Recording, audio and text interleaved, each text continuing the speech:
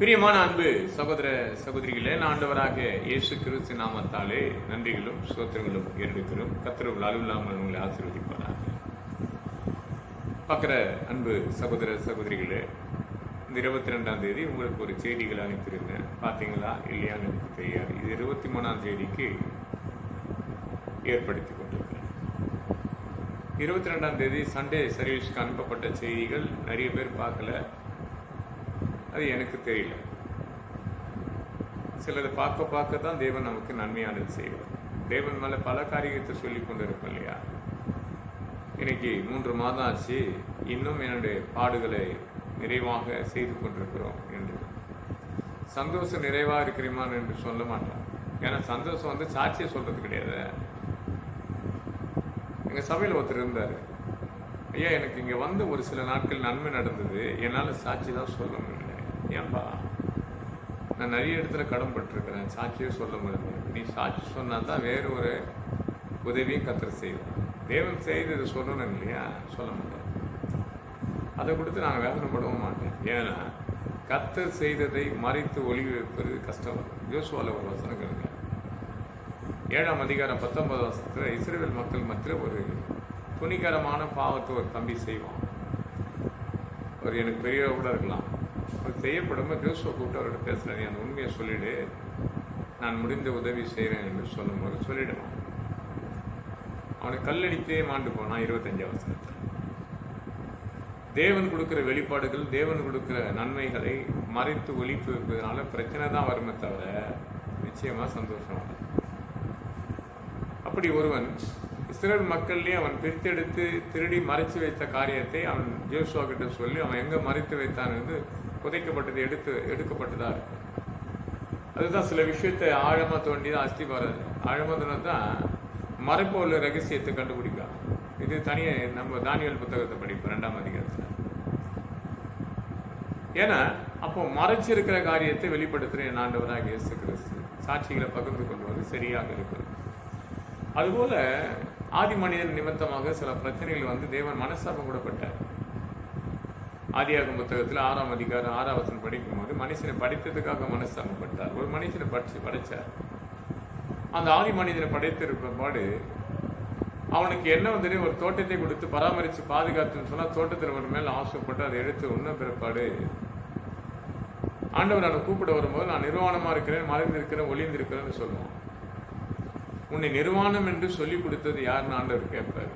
தோட்டத்திலேருந்து அவர் எத்தனை பேர் இன்னைக்கு தோட்டத்தை விட்டு வெளியே தான் நிற்கிறாங்க. சும்மா பேர் கிறிஸ்துவர்களாக இருக்க முடியுமே தவிர உலகம் தன்னை கிறிஸ்துவலாக காட்டிக்கொள்ள முடியுமே? கண் இருந்தும் குருடாக இருக்கிறான், காது இருந்தும் சோடாக இருக்கிறான். காரணம், தேவனுடைய அன்பையும் அரவணைப்பை விட்டுட்டு தள்ளி நிற்கிறவங்க அப்படின்னு ஆயிடுவாங்க. ஆனாலும் எப்படிப்பட்ட தவறு உள்ள மனுஷனாக இருந்தாலும் அவனை வறுமையாக அவர் விட மாட்டார், நிர்வாகமாக விட மாட்டார். அப்போ ஆண்டவர் என்ன பண்ணுறாரு? அவனுக்காக ஆதியாகமம் 9ஆம் அதிகாரத்தில் படிக்கும் 21ஆம் வசனம் அவனுக்கு ஒரு ஆடையை உண்டாக்குறாரு. ஒரு செல்லப்பிராணி, ஏதோ ஒரு செல்லப்பிராணி அதனுடைய ஆடையை உண்டாக்கி ஒழுங்கு பண்ணி கொடுக்குறாரு. இந்த உலகத்தை விட்டு தன்னை விட்டு தள்ளப்பட்டாலும் அந்த தள்ளப்பட்டதை கூட என்ன பண்ண ஆண்டவர் ஒழுங்குபடி தான் விடுவாரே தவிர மனம் திரும்பக்கூடிய ஒரு சூழ்நிலை ஏற்படுது. அதுக்கப்புறம் தான் இப்படி ஒரு சூழ்நிலை ஏற்படுது. ஒவ்வொரு வசனம் ரத்தத்தால் மீட்கப்பட்டது என்னையே இருக்கும் இல்லையா? 4ஆம் அதிகாரத்தில் ஒரு காரியத்தை கொடுத்து அண்ணன் தம்பிக்குள்ள ஒருத்தர் என்ன பண்ணுறான்? அவன் மாண்டுவோம், ரத்தம் சிந்துவோம், ரத்தத்தை கொடுத்து எனக்கு வந்தது என்று சொல்லுவான். அவன் ரத்தம் அவர்கிட்ட தான் வந்தது. ஆனால் ஆண்டவராக இயேசு கிறிஸ்து ரத்தம் சகல உலகத்துக்கே மீட்கப்பட்ட ரத்தம். அந்த ரத்தத்தை நீ அதை உள்கொண்டு அதுக்குள்ளே இருந்த என்று சொன்னால் அநேக பாவம் சிந்தனைகளை உன்னை விட்டு விலகும். அப்போ ஒரு மனுஷனுடைய ரத்தத்தை கொடுத்து ஆண்டவர் கேட்குற எங்கே அவன் கேட்கும்போது அதுக்கு பதில் சொல்ல முடியாத ஒரு சூழ்நிலை ஏற்படும் போது எனக்கு என்ன தெரியணுமா? இப்படி தான் உலகத்தில் இருக்கிற அத்தனை பேர் உன் சினேக எங்கே, உன் சகோதரி எங்கே, உன் அண்ணன் தம்பி எங்கன்னு கேட்டால் எனக்கு தெரியாதுன்னு. அந்த போராமை குணம் அப்படி தான் ஒத்துனுக்கு ஒத்து என்ன பண்ண மாட்டாங்க, உதவிக்கும் சொல்ல மாட்டாங்க, அன்பாக பேசிக்கொள்ள மாட்டாங்க. ஆண்டவர் அப்படிப்பட்டவர் கிடையாது. அவன் ரத்தம் எனக்கு கேட்டப்பட்டதும் போது அன்னைக்கு அவன் சாபத்துக்குள்ளவரனாக மாறும்.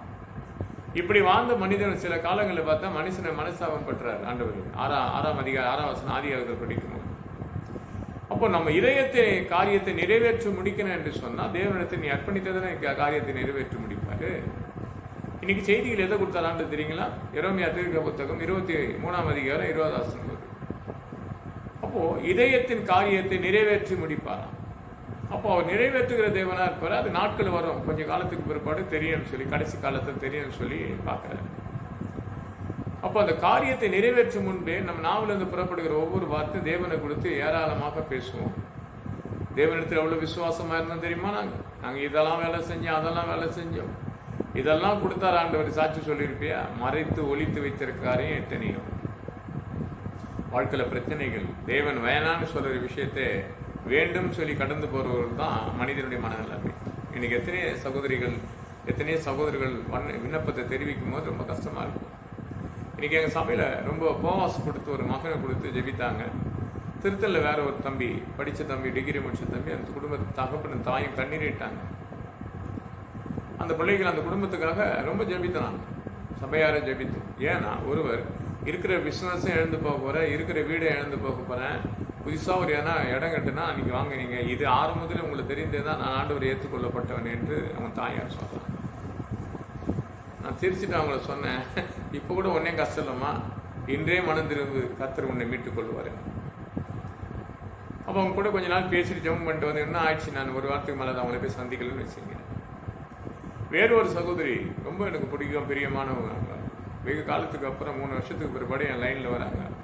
அவங்க ரொம்ப வருத்தப்பட்ட பாரசுமார், நீங்கள் என்னிடத்தில் வாங்க, உங்களுக்கு நான் இணைப்பாரில் தருவேன். அவங்க இதயத்தின் வாஞ்சிகளை சொல்ல முடியாது தவிக்கிறாங்க. ஆனால் அவங்க இதயத்தின் வாஞ்சிகளை கர்த்தர் நிறைவேற்றி முடிக்க போகிறார். நிச்சயமாக நடக்க போகுது. இந்த விண்ணப்பத்துக்கெல்லாம் ஜெபித்து கொண்டே இருக்கும். சடிசை ஆலயத்தை கட்டக்கூடிய ஒரு சூழ்நிலையை ரொம்ப நாளாக அழிந்து தெரிந்த யார்கிட்டையும் இப்போ எதுவும் பேசுறது கிடையாதுங்க. எங்கள் ஆலயம் கட்டல, எனக்கு உதவி செய்யும் சொல்கிறது கிடையாது. அதை கொடுத்து சிலர் சொல்லியிருந்தாங்கன்னா அவங்களுக்கு பதில் சொல்லணும், அவ்வளோதான். இன்னைக்கு கூட ஒரு தம்பி பட்டாராம் கோயில் இருக்கிறாரு, அவர் பேசினாரு, அவர்கிட்ட நான் சொன்னேன், அவ்வளோதான். செய்வதும் தடை பண்ணதும் அவருடைய விருப்பம். ஒரு காலத்தில் இல்லை, ஒருத்தர் செய்வாங்கன்னு சொன்னாங்கன்னா அதுக்காக ரொம்ப கடவுள்கிட்ட நன்றி சொல்லிக்கின்னு இருப்பான். ஆனால் அவங்க சிம்பிளாக சொல்லிட்டு போயிடுவாங்க, இன்றைக்கும் முடியலன்ட்டு போய்க்கினே இருப்பான். நிறைய ஏமாந்துருக்கிறேன். மனுஷன் நாவிலிருந்து புறப்படுற வார்த்தையை நம்ப மாட்டேன். ஆனாலும் சில காலங்கள் நம்பும்படி எதுக்கு எனக்கு ஏற்படுத்தினாரு, எதுக்காக அவமானப்பட்டு நான் என்னன்றதை தேவன் தெளிவுபடுத்தி எனக்கு காட்டின பிற்பாடு தான் விலகி வரக்கூடிய சூழ்நிலை. அவைகளை விட்டு வெளியே வானாரு, வெளியே வந்தாச்சு. அவங்க நினைப்பாங்க, அவங்க சிந்தனைகள் வேற இருக்கும். வா என்றால் வந்துட்டா தான் எனக்கு ஆசீர்வாதம், வராது நான் அங்கேயே எதனா அவமான நிந்தனைகள் தான். ஏன்னா அவமானத்துக்கு பிசாசு வகை தேடிக்கொண்டிருக்கிறான். தேவன் விலகி காத்து கொண்டே வர்றார்.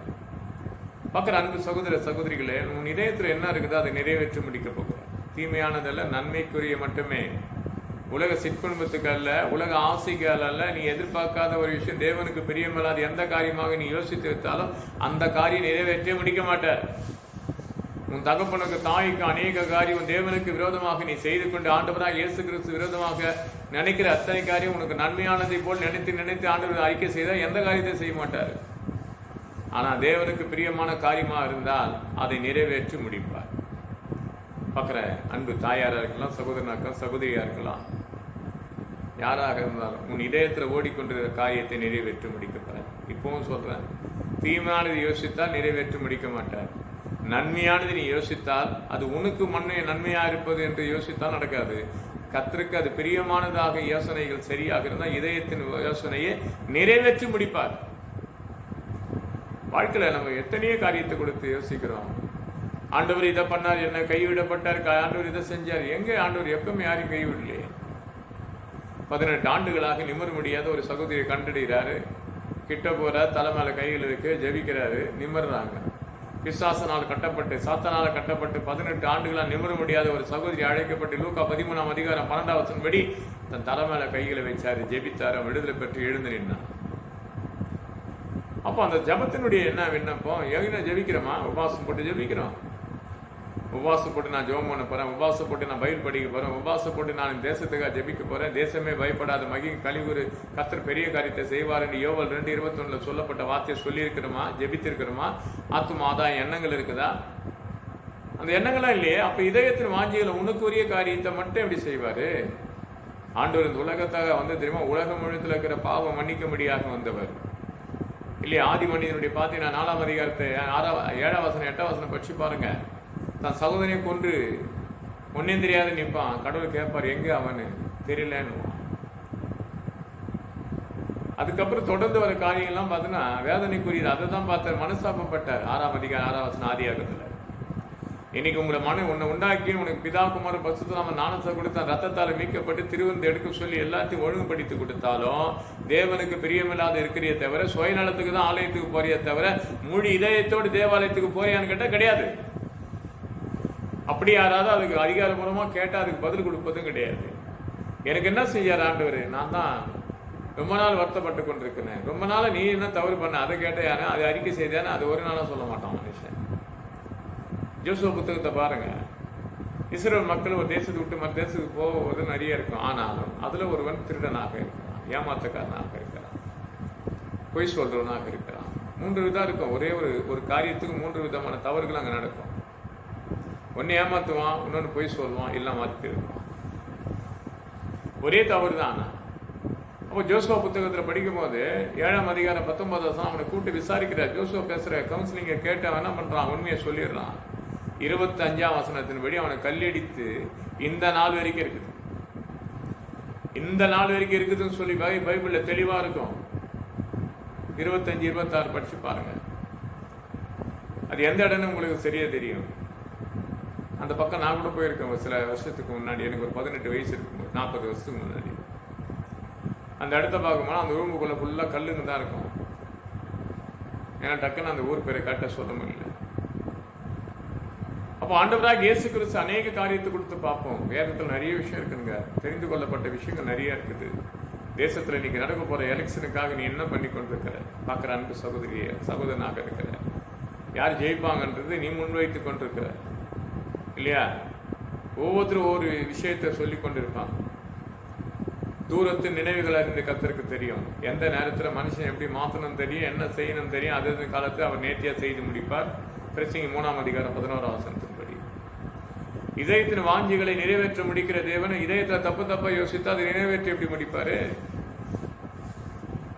நான் கடந்த நாட்களில் கூட ஒரு மனுஷனை கொடுத்து பார்த்தா அவர் கடவுளை நம்பாதுன்னு சொன்னாங்க இல்லையா? அது சென்னையில் பெரிய ஒரு ஹாலில் அது கூட நிறைய மீட்டிங் நடக்கும். கிறிஸ்துவ மீட்டிங் தான் அதிகமாக கொடுப்பாங்க பெரியார் திடலில். அந்த பெரியார்ன்ற வார்த்தைக்கு நிறைய பேர் என்ன சொன்னால் கடவுளை விரும்ப மாட்டேன். இல்லைங்க, வேதம் ரொம்ப நல்லா படிப்பார். அப்போ யாரை பார்த்து நம்ம குறை சொல்றவங்களா தான் இருக்கிற தவிர அவருக்குள்ள இருக்க நன்மையை தேடி பார்க்க மாட்டோம். அப்போ எனக்கு சிலரை ரொம்ப பிடிக்கும்னு சொன்னால் இருக்கிறத பார்த்தீங்கன்னா அவங்களுடைய பேச்சு, அவங்களுடைய முறைகள், அவங்க எழுதப்பட்டு மக்களுக்காக செய்யக்கூடிய பணிகளை கடவுள் அவங்க மூலியமா எப்படிலாம் செய்யறான்னு தான் நினைப்பேன் தவிர அவங்க செய்யறான்னு நினைக்க மாட்டேன். இவர்கள் மூலியமா இவர் இருக்க காலத்துல இந்த ஏழை மக்களுக்கு இதெல்லாம் நடந்தது என்று சொல்ல முடியுமே தவிர அவங்களை நீதியாக நிற்கக்கூடிய சூழ்நிலை எனக்கு வராது. ஏன்னா கர்த்தருக்கு எல்லா விஷயம் தெரியும். ஏன்னா ராஜாக்களை தள்ளி ராஜாக்களை ஏற்படுத்துறான்னா அந்த ராஜாவை ஒருவரும் தடை பண்ணாதபடி கர்த்தர் காத்துக் கொள்ளுவார். தானியேல் புத்தகம் 2ஆம் அதிகாரத்தை பற்றி பாருங்க. சொன்னாதான் தெரியும், படிக்கிறது கிடையாது. நம்ம தான் அப்படியே ஒரு 19ஆம் வசனம் அந்த தானியேல் 2ஆம் அதிகாரம் முழுசா படிங்க. ராஜாக்களை தள்ளி ராஜாக்கள் ஏற்படுது, ஆடித்து இருக்கிற மறைப்போல வெளியரங்கமாக காட்டுவேன்ற. இனி வர அரசாங்கம்லாம் பார்த்தீங்கன்னா அரசுகள்லாம் பார்த்தீங்கன்னா எல்லாரும் செய்த தவறுகளை உணரக்கூடிய கடைசி காலம் இது. பார்க்குற அன்பு சகோதர சகோதரிகளை வாழ்க்கையில் எப்படி இருக்கலாம்? உங்க குடும்பத்தை மட்டும் யோசிக்கிறீங்க, உன் குடும்பத்தில் கஷ்டங்களை மட்டும் யோசிக்கிறீங்க, உன் குடும்பத்தினுடைய கடன் தொழில்களை கொடுத்து யோசிக்கிறீங்க, உன் பிள்ளைகளுடைய படிப்பு கொடுத்து யோசிக்கிறீங்க. எப்பாவது தேவன் நினைத்தா நம்ம யோசிச்சிருக்குமான கிட்ட கிடையாது. ஒரு சகோதரி இருந்தாங்க, தேசத்துக்காக தன்னை அர்ப்பணித்து கொடுத்தார், இந்த உலகத்துக்காக தன்னை அர்ப்பணித்து கொடுத்தார், தன் பருவ காலத்தை அர்ப்பணித்த அருமையான தாயார் இல்லையா? அந்த தாயாருக்கு ஒரு பேர் உண்டுங்க. லூக்கா 1ஆம் அதிகாரம் 42 பெண்களுக்குள்ளே உங்களை ஆசீர்வதிக்கப்பட்டவங்க. அந்த தாயாரை கொஞ்சம் படிச்சு பாருங்களேன், ரொம்ப அழகா இருக்கும். நான் ஒன்றும் படிக்கிற மாதிரி லூக்கா புத்தகம் 1ஆம் அதிகாரம் அதை படிக்கும் போது சில விஷயத்தை உங்களுக்கு தெளிவாக புரிய வைக்கும். அவருடைய காரியத்தை எப்படி நிறைவேற்றிருக்கார் என்று சொல்லி அங்கே பார்க்கப்படும் போது ரொம்ப நல்லா இருக்கும். நம்ம ஆண்டவராக இயேசு கிறிஸ்து ஒவ்வொரு காரியத்தையும் நமக்கு முன்பாக வைத்திருப்பார். அப்போ அந்த காரியத்தினுடைய காரியம் என்னவா இருக்கும், என்ன செய்வார், என்னத்தை ஆண்டவர் செய்திருப்பார், எதை செய்து முடிக்க போகிறாரு. ஆனால் மனிதனை குறித்து நம்ம பேசிக்கொண்டே இருப்போம், ஆனால் கடவுள் ஒரு காரியத்தை நிறைவேற்றி முடித்து கொண்டே இருப்பார். அப்போ அந்த வாசனத்தை நம்ம படிக்கிறோமான்னு கேட்டால் படிக்கிறது கிடையாது. இந்த படிக்கிற பாருங்க, ரொம்ப நல்லா இருக்கும் அந்த வசனம். ஆமாம்,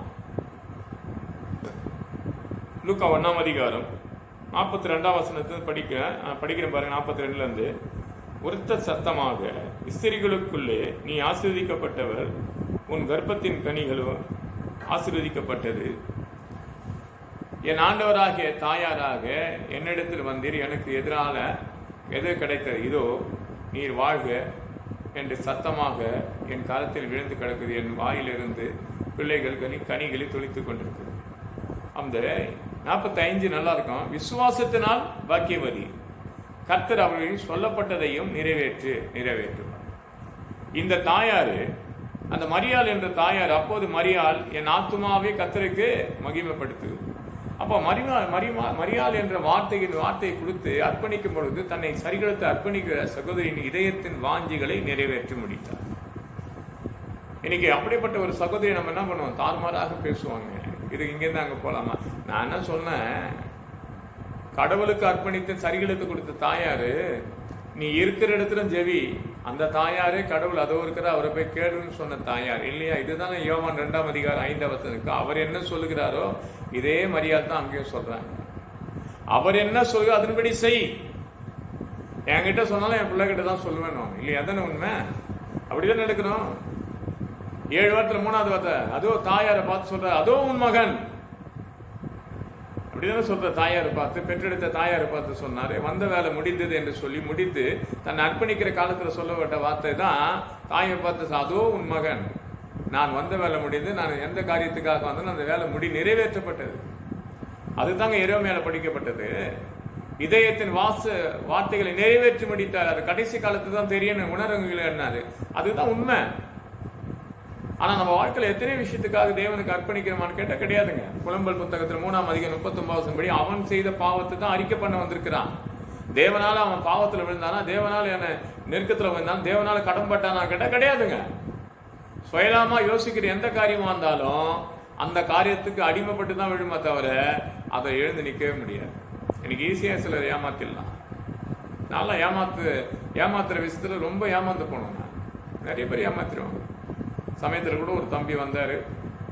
என்ன பண்ணாருங்க, ஒரு 35,000 ரூபாய் ஏமாத்தின்னு போயிட்டார். இதுக்கு முன்னாடி ஒரு தம்பி வந்தார், ஒரு 60,000 ரூபாய் ஏமாத்தின்னு போயிட்டார். அவங்களுக்கு அவங்களை ஏமாந்து போகுது. என் மேலே வாழ்க்கையில் அனுபவம் இல்லாத இருந்தது இல்லையா? அனுபவிச்சிட்டேன். அப்போ அனுபவிச்சேன். எல்லாருக்கிட்டையும் ஏமாந்து போயிருக்கேன். இப்போ கூட சமயத்தில் ஒருத்தர் பார்த்தீங்கன்னா ஒரு விஷயத்துக்காக கொடுத்த ஒரு 50,000 ரூபாய் அவர் என்ன பண்ணுறாரு, ஏமாத்தினே தான் இருக்கிறாரு. நான் யார்கிட்ட கேட்பேன், எனக்கு பதில் சொல்கிறேன், ஆண்டவராக இயேசு கிறிஸ்துவிட்ட தான் சொல்லுவேன். அப்போ நன்மையானதே சொன்னார். நன்மையான சொல்ல நான் என்ன பண்ணிட்டேன், அந்த காரியத்தை செய்யலான்னு போனேன். பல தரிசனத்துக்கு அப்பால போய் செய்தேன். ஆனால் இது வரைக்கும் அவர் ஏமாற்றி கொண்டே தான் இருக்கிறார். வறுமையின் போராட்டம் வந்தாலும் செய்த தப்பை உணர்ந்து கொள்ளுவனே தவிர இல்லையா? மிகா புத்தகத்தில் 7ஆம் அதிகாரத்து 9ஆம் வசனம் படி தேவன் செய்ததை நான் ஒத்துக்கொள்ளுவேன். ஏன் ஒத்துக்கொள்ளுவேன்? நான் செய்த தவறு அவருக்கு தெரியுமே. எனக்காக அவர் போராடுற வரைக்கும் அவர் சுமையை நான் தாங்கி அவர் கோபத்துக்கு நான் சுமப்பேன்றான். அப்போ நம்ம அது சொல்றாரு இல்லையா? மிகா 7ஆம் அதிகாரத்து 9ஆம் வசனத்துல அது 8 சொல்லுவான், சத்துருவே சந்தோஷப்படாது விழுந்தாலும் எழுந்துக்குவேன் சொல்லிட்டு சொல்லுவான், கர்த்தருக்கு விரோதமா நான் பாவம் செய்து அதனால நான் அதை சுமக்கிறேன்னுவான். அந்த மாதிரி காரியம் எப்போதும் உன் நாவிலிருந்து வருகிறதோ, கர்த்தருக்கு விரோதமா நான் பாவம் செய்தேன் ஆண்டவரே, இதெல்லாம் நான் சுமந்து கொண்டிருக்கிறேன், நான் பட்ட கடத்துக்காக நான் சுமந்து கொண்டிருக்கிறேன், நான் பட்ட பாவத்து நிமித்தமாக இதை சுமந்து கொண்டிருக்கிறேன், இப்படிப்பட்ட காரியம் தடப்பட்ட காரியம் கடைசி வரைக்கும் அறிக்கை பண்ணாது இருந்தால் எந்த காலம் கடந்து போகுமே தவிர உன் அறிக்கையிடாமல் நீ நன்மை செய்ய கடந்து போக முடியாது. உன் காரியத்தை நிறைவேற்றி கர்த்தர் முடிக்க மாட்டார். ஒரு மனுஷனுக்கு தரிசனம் தான் மேலும். எனக்கு தரிசனத்தை கர்த்தர் கொடுத்துட்டாருங்க. தரிசனம் கொடுத்த போய் என்ன பண்ண அத்துமாரி போய் அதில் வேலை செஞ்ச மொத்தமாக தான் இன்னைக்கு வெக்கப்பட்டு நிற்கிறேன். பல தடவை தரிசனம் கொடுத்துட்டாரு. அப்போ பல விஷயத்தை சொல்லி கொண்டே இருக்கிறாரு. அப்போ 2024ஆம் ஆண்டுல 2025ஆம் ஆண்டுல ஒரு விஷயம் நடக்குது. மே 1ஆம் தேதியை துவக்கந்து 2026ஆம் ஆண்டு வரத்துக்கு முன்பு அதை அனுபவிச்சுக்கிறேன். கடவுள் சொன்ன ஆரம்பத்தில் நமக்கு ஒரு விஷயத்தை காட்டுவார். அதுலேருந்து விலகி வந்திருக்கணும். இதெல்லாம் தேவன் மன்னிப்பார் என்று பார்த்தோம். கடவுளுக்கு அது பிடிப்பில்லாத ஒரு காரியமா இருந்தால் அதை தொடர விட மாட்டார். தன் பிள்ளைகளை எங்கேயும் வெக்கப்பட்டு போக முடியும் செய்ய மாட்டார். அவங்களை விட்டு வெளியே வா என்றார். பார்க்குற அன்பு சகோதரியே, எதை வேணுமோ அதை விட்டு வந்துருங்க. பார்க்குற அன்பு சகோதரனே, எதை வேணுமோ அதை விட்டு வந்தால் இவங்களை விட்டு வெளியே வான்றார். வந்தால் தான் உன் வாழ்க்கையில் ஆசீர்வாதம் கிடைக்கும். வந்தால் தான் உன் காரியெல்லாம் நிறைவேற்ற முடிக்கும். வந்தால் தான் உன் வேலை வாய்ப்பு கிடைக்கும். வந்தால் தான் உனக்கு சமாதானம் கிடைக்கும். வந்தால் தான் சந்தோஷம் கிடைக்கும். வராத நான் அங்கேயே இருப்பேன், நான் அதையே செய்து கொண்டிருப்பேன், எனக்கு ஒன்றும் அவ்வளோ பெருசாக தெரியல, எல்லாம் ஒன்று தான். நான் கடவுள் இந்த உலகத்துக்காக பிறந்து மரித்து 3 விழித்தந்தவர் என் ஆண்டவராக இயேசு கிறிஸ்து. உன் மனசனுடைய கவலையெல்லாம் நிறைவேற்றி முடிக்கணுமா? என்ன கவலை? எப்படி இந்த கடன் தீரும் என்று நினைத்திருந்தால் அதை நிறைவேற்றி கடவுள் முடிப்பார். என் வாழ்க்கையில் இப்படித்தான், என் வேலை வாய்ப்பு கிடைக்கல நினைத்து கொண்டு வந்தால் வேலையை கொடுத்து உங்களை நிறைவேற்றி முடிக்கப் போகிறார் இல்லையா? என் பிள்ளைகளுக்கு திருமணம் தடையா இருக்குது என்று நீ நினைத்தால் உன் இதயத்தின் வாஞ்சிகளை நிறைவேற்றி முடிப்பார். இதெல்லாம் எப்படி நடக்கும்? பரத்திலிருந்து ஒத்தாசை அனுப்புவார். ஏழைகளுக்கு ஒரு சில காரியத்தை செய்வேன் என்று இந்த மாசத்துல நான் செய்ய முடியாத சூழ்நிலை வந்துடுன்னு யோசித்து தூங்கி அந்த பரிசுத்த நான் தூங்கி படுத்துட்டேன். நான் மத்தியானத்துக்கு மேலே இந்த நேரம் பார்த்தீங்கன்னா மணி 1 ஆக போகுது. அப்போ பார்த்தீங்கன்னா இது அந்த நாட்களில் பார்த்தீங்கன்னா பகலில் அந்த மெசேஜ் முடிஞ்சு படுத்துருவோம். போயிட்டு எனக்கு அழகாக ஒரு தரிசனம் கொடுத்து நான் யோசிக்கிறேன், இனிமேல் நம்மளை செய்ய வேண்டாம், கடவுள்கிட்ட சொல்லிடலாம், நம்ம எங்கன்னா ஒரு இடத்துக்கு போகலாம், நான் எங்கன்னா உட்காந்துலாம், ஒன்றுமேல நம்ம இருக்கமேனு போகிறோம் ஒரு இடத்துக்கு. இந்த வரக்கூடிய மாதத்துக்கு முன்பாக என்ன செய்யணுமோ அதை துவக்கி வைத்திருக்க ஆண்டவர். நான் அதை விட்டு வந்தாலும் அவர் என்ன விட மாட்டார். எனக்கு நல்லா தெரியும், என் தேவன் என்னை அழைத்தது ஒன்றுமில்லாத இந்த கழுதி மேலே அவர் பவானி வந்து கொண்டிருக்கா யாருக்கும் தெரியாதுங்க. இந்த கழுதியை எத்தனை பேர் ஏமாத்திருக்காங்க, ஏமாத்தவங்களாம் வெக்கப்பட்டு போக போகிறாங்க. இந்த கழுதை அப்படியே சுமந்து வர கழுதை. மார்க்கு புத்தகத்தை 11ஆம் அதிகாரத்தை பாருங்க. இந்த கழுதினுடைய மகிமையை அற்பமா கட்டப்பட்ட 2 வழியில கட்டப்பட்ட கழுதியை கொண்டு போய் அந்த கழுதை மேல அவர் பயணிக்கப்படும் போது வழியெல்லாம் என்ன பண்றாங்க, நல்ல பூக்கள் மாலைகள் எல்லாம் வழியெல்லாம் போட்டுக்கிறாங்க. அவர் போகும்போது உட்காந்து வண்டி மேல உட்காந்து கழுது மேல உட்காந்து கடவுள். ஆனா அந்த கழுதையுடைய காலில் வலி கூட ஏற்படாத வழி நடத்துற கர்த்தர். இது வரைக்கும் என்ன நடத்தின கர்த்தர்? உன்னை நடத்தினமா? அர்ப்பணித்து ஒப்புக்கொடு. இந்த கழுது மேல அவர் வந்தார் என்று நீ விசுவாசிக்க கூடுமானால் உண்மையிலேயும் அவர் வருவார். முழுமையாக அர்ப்பணித்து மனம் திரும்பு. உன் இதயத்தினுடைய காரியத்தை கர்த்தர் நிறைவேற்றி முடிக்க போறார்.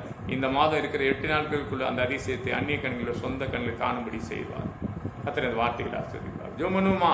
என் அன்பால் நேசிக்க நல்ல பிதாவின் கிருபைக்காக சோதரிக்கிறோம், வல்லமைக்காக துதிக்கிறோம். அவங்க இதயங்களை என்னுடைய காயங்களை நிறைவேற்ற முடியுமாப்பா. குற்றங்கள் குறையதால் மன்னித்து மனதர் அடியனை தாய்த்து நீ வெளிப்பட்டீரே, அதுக்கு கோடி நன்றியும் சோதனை எடுக்கணும். சகலத்துக்கு பொருட்படுத்தி வை நடத்து பெரிய சுமத்தி தான். ஆமாம் அன்பு சகோதரிகளை, மறுபடியும் இன்னைக்கு அந்த விண்ணப்பத்தை தெரிவிக்கிறேன். என் ஆலயத்தை கட்டி முடிக்க உதவி செய்யுங்க. ஜெபம் பண்ணுங்க. உதவின்னு கூட இனிமேல் கேட்க மாட்டேன், ஜபம் மட்டும் பண்ணுங்க. மற்றது கத்த செய்கிற உதவிகள், அவர் செய்த உதவிகள். நான் சொன்னேன் ஏழைங்களுக்கு செய்ய மாட்டேன்னு சொன்னால் அது செய்ய என்று ஞாபகப்படுத்திக் கொள்றார் ஆண்டவர். உங்களுக்கும் ஏழை எளியர்களுக்காக வருத்தப்பட்டு பாரதம் அத்தனை பேரும் சபைக்குள் வந்து துதிக்கணும் என்று சொன்னால் நீங்கள் பண்ணுற ஜபம் ஆலயத்தை கட்டி முடிக்கணும். கத்திரங்கள் அளவில் ஆசை.